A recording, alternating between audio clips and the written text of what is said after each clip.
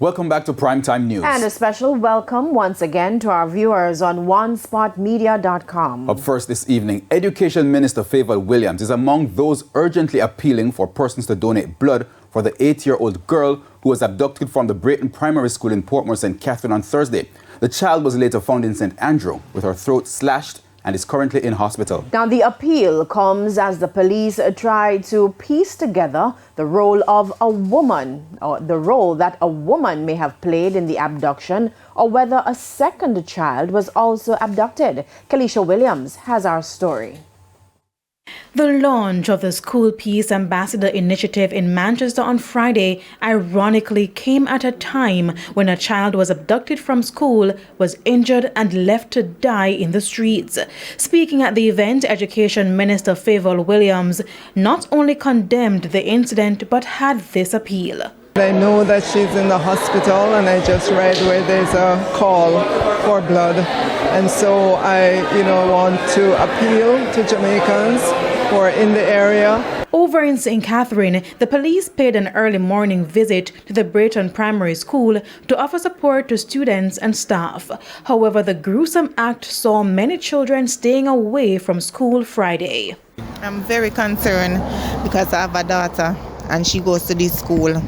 And when I tell you say she big and her body big, you understand? So I'm very concerned, I'm very cut up, I'm very hurt about this, and I know say I would want justice to come to this. I swear to you, I tell you, I talk to you, my body run cold. I don't know the parent of the child, I don't really know the child, but I tell you, my heart burn me. The cloud that hung over now is just representing those dark days of Cold War.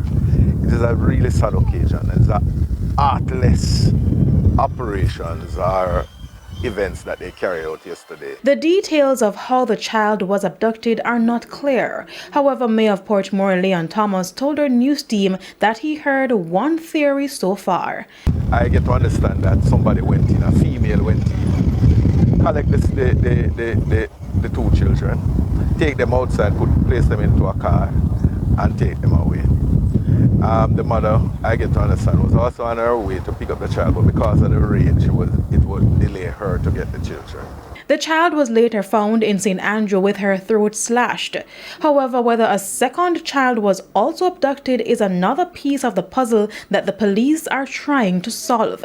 As to whether a woman was also involved, that too remains a mystery.